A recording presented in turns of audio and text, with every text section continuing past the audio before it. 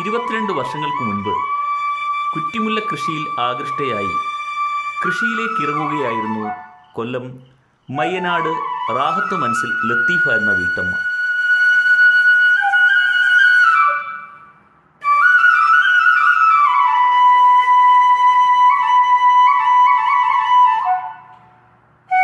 സ്വന്തമായുണ്ടായ 40 saint സ്ഥലത്ത് കുറ്റിമുല്ലയും പച്ചക്കറിയും കൃഷി ചെയ്ത് മികച്ച ആദായം നേടി. സ്വന്തം സ്ഥലം വിൽക്കേണ്ടി വന്നപ്പോൾ ലത്തീഫ കൃഷി കൈവിട്ടില്ല.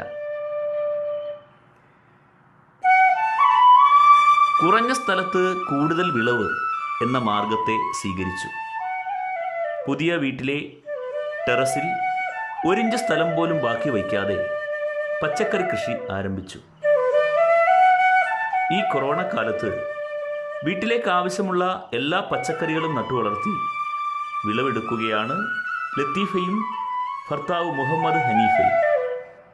അധികം വരുന്ന പച്ചക്കറികൾ എക്കോ ഷോപ്പിൽ നൽകി നല്ല വരുമാന മാർഗവും ഉണ്ടാക്കുന്നു.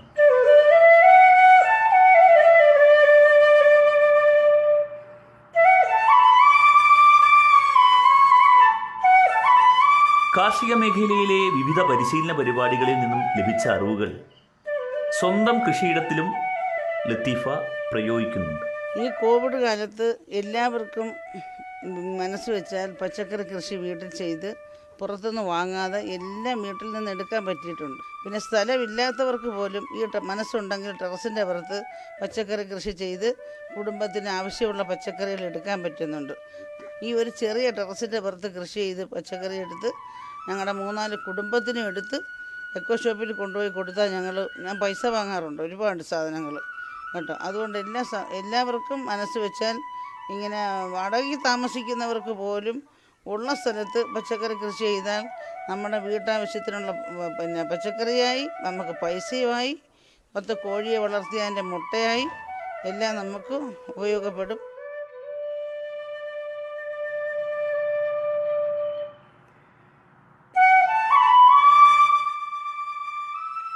മികച്ച വനിതാ കർഷകയായും ആത്മാ കൊല്ലം തിരഞ്ഞെടുത്ത 101 വിജയഗാഥകളിലെ വിജയിച്ച കർഷകരിൽ ഒരാളായി ലത്തീഫ.